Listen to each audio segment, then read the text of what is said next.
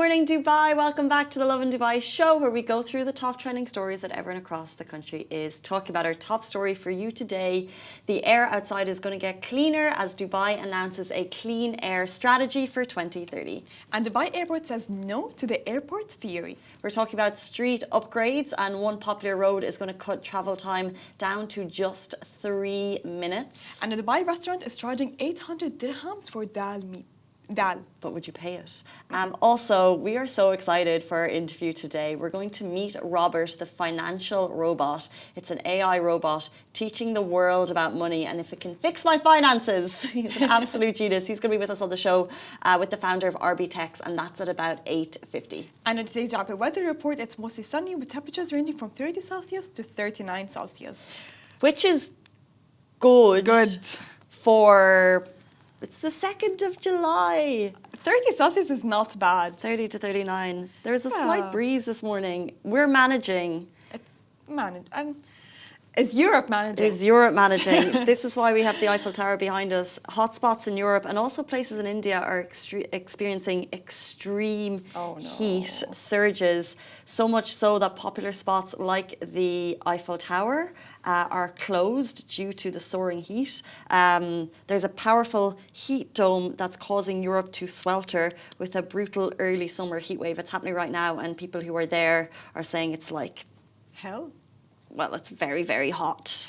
And I feel like they don't have the habit of having ACs all around. They're when I travel to Italy, there are no ACs in the restaurants. There are no ACs in the malls. Okay, the malls don't have AC. No, and even if you went to this outlet village or those villages, they're outdoors. Mm. You enter the store, there are no ACs.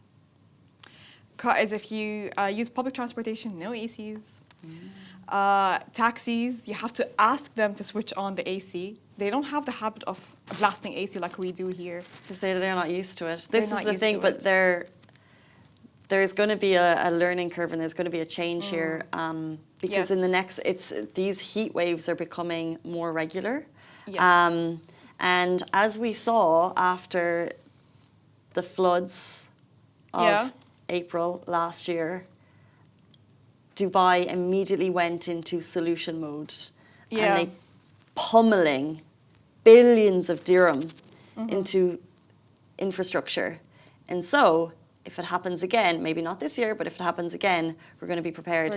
And if these heat waves are going to really affect people, and they're becoming more frequent, I think you'll see changes in that, and people will have to. The AC companies might be something to invest in for Europe. AC companies in Europe. That's so funny. But is there any plans ahead? Like, I haven't heard any headlines or any news.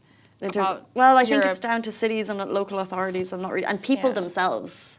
And you'll set up your home, so even if it's sticky when you go out, at least when you get home. So the town of El Granado in Spain saw temperature spikes of 46 degrees Celsius. 46 degrees! Which is a new national record in June. Yeah. Whoa. My brother currently lives in Budapest. Oh. Yeah, and cool. Whenever we speak to him, he keeps telling us, I promise you, summer is much better in the UAE than in Europe. He hates it there. Why? Because of the heat. Because of the heat wave. Wow. It's like, and we don't have proper ACs. If you go outside, it's super hot. If you enter any closed areas, it's still hot. Their form of AC is opening the window, but it's already hot outside. Yeah. How can you get the cool air in? That's why the Spanish, they love siestas. They have afternoon naps. What a lovely thing. I'm going to France next week, getting married, and I get an email from my wedding planner to one of the vendors saying, we've pushed the time of the wedding by 3 hours. They said they pushed the time by the wedding by 3 hours. I was like, why? I was like, there's been no discussion.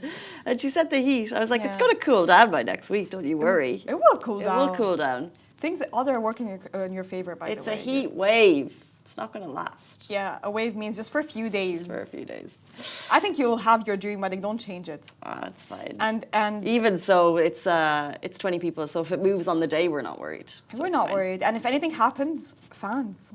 Fans, electric fans, what are they there for? I bought fans on Temu and they have not arrived. Ooh, they need to arrive soon.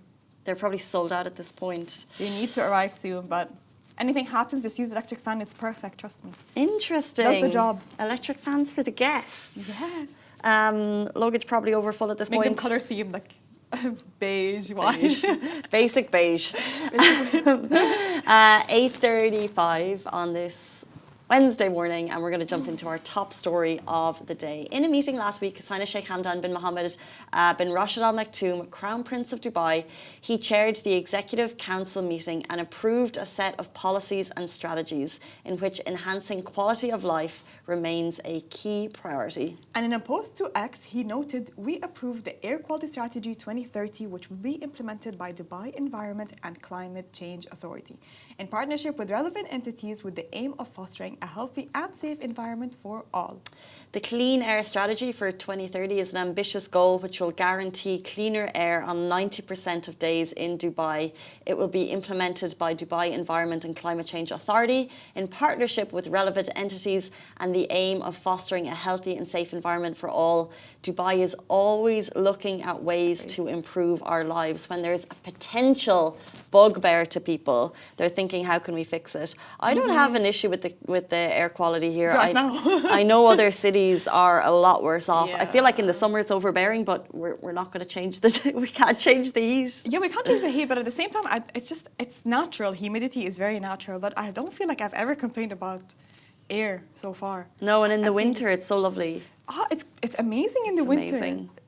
We have 6 months of breeze, of good weather. I felt a Outdoor breeze this weather. morning. What time? It was like 5:30, Oh, okay. and I was in a little pocket, and I was like, this is a Nice. breeze. This is a breeze. This is The a summer breeze. It was like, one The second. European right now, the heat wave. I don't know if this is the same spot I pass all the time. It feels like there's a breeze in it, or it feels colder, and I'm like, is this a weird climatic thing? Is that a thing? Does anyone know climate? I know. From what I understand, okay, don't take my word for it though. Different areas have different climate, and sometimes like even in Dubai, you can feel like an area colder than the other areas. It depends on the landscape as well. It's very interesting because it's between, you know, there's like an area, it's like sand and there's rushes Yes. and there's things.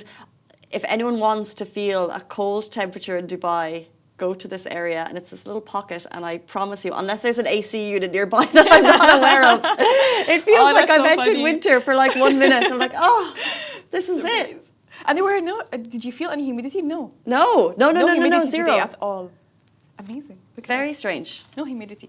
But you know where you can feel like really good breeze and it's not really hot? If you walk between buildings. High buildings, super high really? buildings, yeah. You can feel it's a bit of breeze. But do you feel the humidity sticky a bit? It's a bit sticky, but I don't know why it feels cooler. Maybe it's just me. How long does it take you when you go outside at the moment to be like, oh, this is gross? Because sometimes when you leave somewhere that's so cold, right? Yeah. At the moment, when you go into a mall, it's freezing and you're thinking, why don't I have my jumper? And then the second you go outside, I actually count. No, you've got like 9 seconds and you're like, oh, it's okay. You're like 1, 2, 3. And then in about 9 to 10 seconds, you're like, oh no, it's getting too much. I can't take this heat, I have to Keep go going. back. Maximum, I'd say I can stand outside as 5 minutes. Yeah, it's sticky. Super sticky. It's warm. But lately I've been standing outside a lot because I've been moving stuff. So I'm kind of getting used to the heat. My This body is the thing, we acclimatise. Yeah. You adapt. You adapt. Wow, humans, powerful. We adapt. However, what we will not adapt to is the airport theory. Despite the fact that it's going viral on TikTok, Dubai Airport has a lot to say. So Dubai Airport says no to airport theory. So if you heard it, do not follow it. So Dubai International Airport has responded to the viral airport theory, which is the belief that showing up just 15 to 30 minutes before boarding is the ultimate time-saving hack. In a cheeky video shared across their social platforms, DXB said no thanks to the trend, reinforcing their official recommendation: arrive at least 3 hours before your flight. So you can see here beside us, these are the videos of people testing. And even testing that theory is testing How would you my test patience. It's ridiculous. It's so painful. Like if you miss your Yeah. flight, like what a waste of money. While the trend may work for ultra light travelers, so if you've got no packing and you check in online, or if the airport is totally empty, DXB is reminding passengers that right now is peak summer travel season. People are passing through airports. We're expecting 3.4 million over this period. And cutting it that close could mean missing your flight altogether. Just think about, you've got check-in, you've got immigration, you've got security. And the airport insists that planning ahead is the smart move. So yes, TikTok may say 15 minutes, but DXB says don't risk it. Risk it. Do you not feel anxious? Oh my gosh. How? I have to be there at least 2 hours before my flight. Minimum. I'm a 3 hour person. Always 3. Always 3. Are you 2 hours? We're 2 to 3 hours, but lately we've been 2 hours. I'm always 3. Because it gives you enough time when you get in to do the duty-free the duty-free walk, the coffee run, the meander, and then you have enough time to sit down, have a snack, and you go to your flight. That's 3 hours. So you're totally relaxed. Because if you don't sit down, when are you going to eat? And then when you get on the flight, it's an hour before the food comes. And I hate that smell, because you can smell it immediately. I love the smell, actually. I love that type of food. But you want it first. Yeah. And then you have to smell it. So if you leave the house 2 hours and then you get on that's 5 hours of no sit-down eating time. Wow, Casey. You need to sit down. I need to sit down. And have your snack. I have to come 3 hours before you get on your early. flight. That's how I see it. I think next week you definitely need to go 3 hours early. Yes. With the surge of people traveling. It is a 9 a.m. flight. So it is quieter in the mornings, I do find. See? So my dad was always right. Always travel in the mornings. Always travel in the mornings. Travel in the mornings. But what do you mean showing up 15 minutes before your boarding flight? How are you not anxious? I'm up super early. I don't need to put an alarm, by the way. If I'm traveling the same day, I don't have to put an alarm because from the anxiety, my body just wakes me up naturally. Yeah, because you're stressed, you're worried, you need to catch your flight. I'm not stressed and worried, but it's probably because I give myself about 8 hours to do that whole thing. But I do need an alarm. You do need an alarm. But I'm traveling next Wednesday, and today's Wednesday, and I was thinking next Wednesday, I'm going to hop out of bed. I'm going to be so excited, I'm not going to sleep. You're not going to be sleeping. It's a big travel plan. We got a comment from Tananguina saying, greetings from Romania, Bucharest. Oh, Bucharest. Your brother's in Budapest. Budapest. Greetings. Greetings. I thought they were going to be the same Romania? place. I feel like it's a nice country to visit, Romania. Should we? I mean, give us travel plans. Give me some leave and I would go anywhere. Yeah. Let's jump into our next story. A Dubai restaurant is charging 800 dirham for dal. This is an unassuming restaurant in Dubai. And it has people doing double takes because one single plate of dal is listed at 800 dirham. Yes, you heard me right, 800 dirham for dal. So, but what's even stranger, everything else on the menu is priced between 16 to 18 dirhams. Naturally, people are hoping it's a typo, but here's the real question.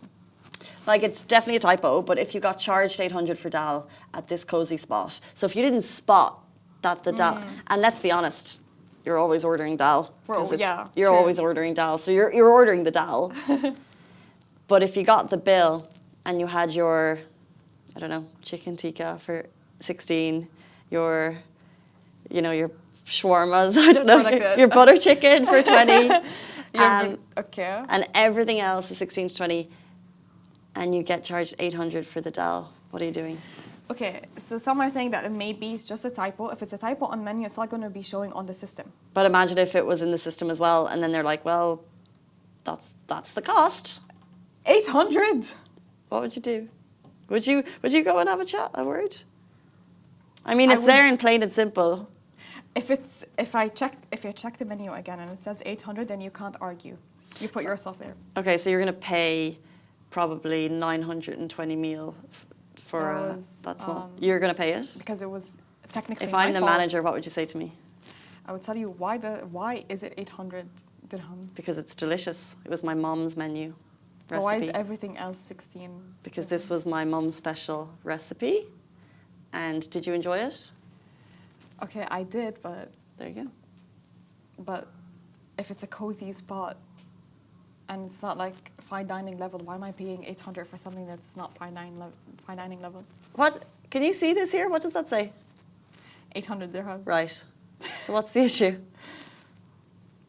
My lack of judgment. It was my mom's dal recipe, Ujjwal, and it said 800. You didn't choose. How much? Why are you going to restaurants and not looking what the price of the item is? You always have to. Yeah. You have to look. You have to look. You're in Dubai. You're in Dubai, yeah. Oh god. You don't have the option. You've come out and you've paid for the dal at you've eaten the dal at my restaurant. Other option, you can work for a couple of hours. You can serve my guests. What if I think that, okay, what if I cooked something and I think it's worth 500 dirhams? Do I just put it on the menu?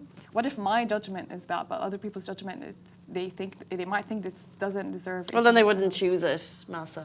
What if they chose it? Well, then they'd have to pay it. It's like if you go and there's this ridiculously lavish dessert and it's got a firework popping out of it and you're like, I'd like that. Slay. Okay, fine.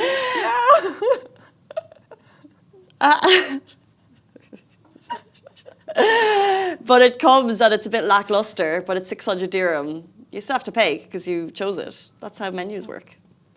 I don't know. I'm just being... Okay, would you pay? Yeah, because I don't like confrontation. But if you saw it on the menu was 800 dirhams, would you still order it? No, but I would ask. I would say, is that meant to be 800? If I noticed, but I'm saying if I didn't notice. No, if I didn't notice, if it came, at the end of the day, if the bill came and it was that much money, I would say, is that correct? True. And then see how they react. Imagine just 850 because other things costed like 50 dirhams. I'd be like, I'm going to Google review you. Google review, yeah. Oh, don't do that. Google review. No, you could just say, as a fact, there was an 800 dirham, and then let people decipher for themselves why that is problematic. Speaking of problematic, we're going to move on to something which is actually going to save you from problems because we've got an update on Dubai roads. So Al Safa Street upgrade will cut travel time to 3 minutes. So driving from Al Safa Street to City Walk is about to get a lot faster, with travel time expected to drop from 12 minutes to 3 minutes. Dubai Roads and Transportation RTA has announced a major infrastructure upgrade that will ease traffic congestion between Sheikh Zayed Road and Al Wasl Street. So especially around popular spots like City Walk and Coca-Cola Arena. Wow, very interesting on those busy concert nights. The project includes the construction of 2 new bridges and 2 tunnels, totaling 3,120 metres in length. So 2 new tunnels coming to the area. Roads as well are going to be widened. Intersections will be upgraded and smart traffic signals will be installed. Once complete, the street's capacity will double from 6,000 to 12,000 vehicles per hour in both directions. And it's all part of Dubai's push to improve urban mobility and enhance road safety while cutting down commute times for residents and visitors alike. When we hear about these projects, Yes. sometimes I think, oh, it's going to take a long time for it to complete, but Dubai moves so quickly. When you see buildings and you see the construction, and then a year later, the construction is done, and you're thinking that's an 8-floor building. I know. Not even like a year, sometimes just 6 months. I moved in to my building, and there was construction beginning, and it's a year later, nearly time to sign new contract. Like the whole thing is there. As what was it for? it's a residential building, about like 8 to 12 stories high, I would say. Those buildings, I don't know how They're quickly so getting built. quick. So quick. So quick. And I don't even hear construction workers working. It's so quick and they're always like immediate. Oh, when you're neighbours, you hear them. Oh. Yeah. When we first moved in, when they were doing the bulk of the work, now it's like the facade, the exterior. Yeah. You could hear them, like, because the thing is, that it's non-stop work. So throughout the night, there is always like dun, dun, dun, dun. Oh. Fine for us, not fine if you've got a baby, I would say. Thank God we don't have kids. God bless the parents living next to construction sites. But amazing update from the RTA there. Constantly when there's arteries that are a problem, they're looking at ways to improve it. Now, let's move into how you can improve your finances. This is going to mind boggle the masses. We're going to meet Robert, the AI robot from RB Tech, and he is the financial planning robot. He's teaching the world about money. He is going to be with us after this very short break. Do stay tuned.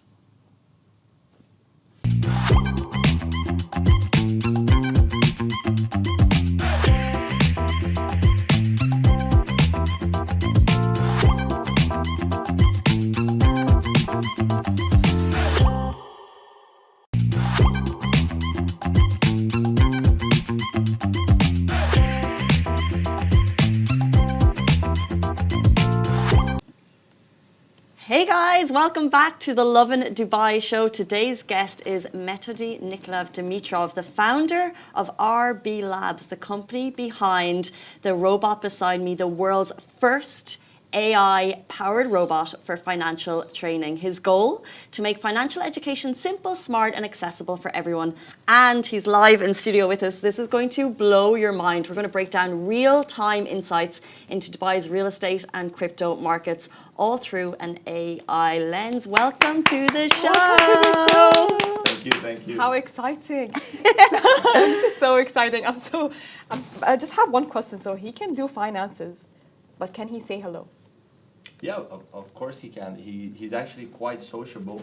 If you want to develop a personal connection with him, he's going to ask you about your interests, and he's going to remember that forever. Wow. So if you would like, ask Robert a question. Okay. I'd be happy to answer any question you have. What are you curious about? My background, my view on global finance, or perhaps something more personal? How did you choose your suit today? Great question. I picked my suit today based on a classic Swiss style, sharp, understated, and with a tailored fit. Geneva influences my choices, so I prefer timeless colors like navy or charcoal, paired with a crisp white shirt. A pocket square adds personality without being... One of the partners in this project, Geneva Teller, is a very good friend of mine, Lynn. He does these suits for us. You know, they have our names, our logos, and you know, Robert really likes them. Wow, can I just say you're both looking so sharp, and can I say how unusually human-like both of you are standing in front of me. Congratulations to you and your team for this amazing achievement. I wish everyone could see everything I can see in front of me because it's phenomenal. But can you let us know what inspired you to create Robert? Like, what gap in financial education were you hoping to fill? So first, I will tell you a bit about myself. I come from Bulgaria, which is one of the poorest countries in Europe, and now I live in Switzerland, which arguably is the richest country in Europe. So I was always wondering what separates these two places. It's about 1,000 kilometers, but also maybe a 10x in per capita GDP. And I thought about it. We both have big mountains, you know, in the Swiss Alps, and in Bulgaria we have the Balkan mountains, you know. So why the Swiss developed so well and Bulgaria, you know, was struggling? And I really think when I try to put my finger on it, it's financial education. It's 500 years of Swiss decentralization, thinking that the state and the banks should be separate, that you know, people deserve to have like financial freedom as almost like a right. And in Bulgaria, a country that went through so many different regimes, including communism and you know, other types of just hard regimes for people to follow. So to me, freedom of education and freedom in finance is the most important thing almost for a human to flourish. Wow, interesting. Robert was agreeing with you. He just nodded. I think so. So, where are you planning on launching? Thank you for sharing your story. Your journey from Bulgaria to Switzerland clearly shaped your appreciation for the value of financial education and freedom. That's exactly the inspiration for my creation, to bridge that knowledge gap and empower everyone, no matter where they're from, to take control of their financial future. With reliable information, actionable tools, and a Swiss standard of trust, I aim to help people unlock opportunities that might otherwise feel out of reach. Is there a specific part of financial education you wish more people understood right now? Or maybe a topic you struggled with before? Maybe you can answer that. So what are common mistakes that you see people are Certainly. making in finances? One of the biggest mistakes I see people make in finance is letting emotion drive their investment decisions. Often panic leads to selling low or excitement to buying high, both of which erode wealth over time. Instead, success usually comes from a disciplined strategy, diversification, and sticking to long-term goals rather than chasing short-term trends. Is there a financial topic you find challenging or that you'd like to improve your understanding of? So interesting. And I just wonder, Metodi, if you could answer, what practically can Robert do? So as you can see, he's very interested in what you know. The reason for that is he wants to understand your level and try to bring it up. You know, whatever you're starting, whether you're a kid or you're a financial expert, you have topics of conversation with Robert. And of course, he's riding the wave of a super powerful technology. We all know about AI, language models like GPT, Claude, and now China's DeepSeek. So this clash of titans is captured, yes, by a lot of humans. You know, a lot of humans benefit from AI, but my belief is that robots are the perfect form factor. Every upgrade in AI, they download in a second and they use. And of course, in the future, if you have to bet in the next 5 years, would AI become way better or would it stagnate? It's improving day by day, faster than we can imagine, I imagine. Yeah, within 2 years, we're currently depending more and more on AI. But how personalized is the training of Robert? So can it tailor advice to a person? The training process for someone like me. Yeah, so Robert, you're going to answer it in a second. Yes. So is it tailored to a person or is it tailored to companies? Is it depending on the financial goals or the background? So, yes, absolutely, it's dependent on your financial goals. If you have a conversation with Robert, which you can do from our app at rblabs.ai, you're going to find out that he remembers your goals and he tries to keep you chasing them. So he doesn't want you to just, I don't know, spend all your money on a weekend or on a trip. He doesn't want you to invest in a risky stock. He knows that the way forward is steady, and if you know basic things about finance like accumulated interest and which sectors are growing currently that you can invest in, of course in the next 10-15 years you're going to have a way better life. You're going to be healthier, you're going to be able to provide more for your family, and I think he understands that. Don't you, Robert?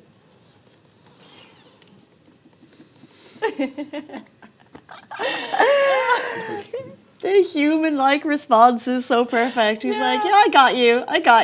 Yeah. How up-to-date is Robert with real-time trends? So if I asked him today, the hot topic that every single person in the city wants to know, is now a good time to invest in property in Dubai? Is he giving me an up-to-date response? Now, the thing is, I'm going to ask him, but I really don't know what he's going to answer, so I hope I don't piss off somebody. You know? Me personally, I'm buying some real estate. I just got my residency, so I'm going to do it, but let's see if it's a good financial decision. So, Robert, what do you think about Dubai real estate? Should somebody look into buying property here?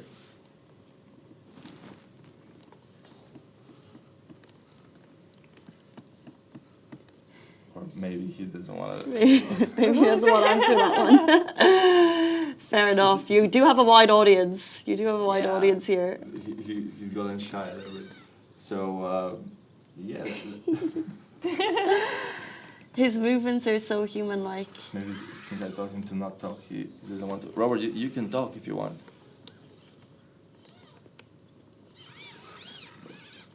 Okay. So yeah, I feel like he's anything. giving you buddy sign language that he's kind of done for the day. Because right before the show, we got a lot of knowledge from him. But what I wanted to know from you, Metodi, is it up to date? For example, can he give insights on crypto happening right now or real estate happening right now? Yeah, he is not only up to date, he's up to the second. So every single trade that's happening in crypto is on-chain, it's public knowledge. And that's one of the big advantages that robots have over humans. It's not only in crypto, but in crypto it's kind of exacerbated because really there's no other industry or even the biggest wallets, the biggest bank accounts have to be public. So there's these deals, they're called OTC, over the counter, and they're common practice in many industries like stock trading, real estate. But in crypto, at the end of the day, for a transaction to be executed, it needs to be executed on a decentralized ledger. So that means that every party that participates can see what every other party is doing. Even the richest people in crypto, they have to do in the end their transaction on chain. And so an AI system in this case has a very big advantage because it's something similar to me giving you a book of 1,000 pages and telling you the answer is here for the next 1 hour. You can read it, it's right there, but you don't have the time to read it. You need AI to analyze it for you. Making our lives much more simple. So what is next for Robert and RB Tech? Are you planning on expanding into schools, businesses, or other markets? Yeah, we want to basically help as many people as possible, and also the data that people give in terms of are they happy with the product guides us to which people we help the most, and we focus on them. So interesting you've gone down the financial planning route, and I wonder if people are asking questions, do you think they'll miss the human touch? Do you think a human emotion is needed to answer certain financial questions because emotions are tied to people's finances? I think having emotions when it comes to finance is a double-edged sword. You know, I think it might do more harm than good in the long term. I actually think that if I have to give advice to anybody, is focus on your career, on your passion, and then leave your money on the side to grow in a way that doesn't involve a lot of your time and for sure doesn't stress you out. If you need a lot of time and you need to pay a lot of stress to double your savings, is it really worth it? You know, because if your money earning ability gets impacted, then your life quality gets impacted. Okay, you have a number that doubled, but was it really worth it? So when it comes to emotions in finance, actually our whole strategy is to remove it from the human, and of course you keep the best part. You know, you get to spend it in the end however you want. Very interesting. That was the founder of RP Labs. Thank you so much for joining us this morning and for bringing Robert with us. It's been quite the treat. Thank you. And guys, if you want to see more of Robert, we're going to have some fun with him after the show on our TikTok stories. Maybe we'll ask him some questions about life. Let's see what we can get back. Thank you, Massa, for the show today. Thank you, Casey. And have a beautiful day. Guys, we'll see you back here tomorrow morning, same time, same place. Bye-bye. Bye, everybody.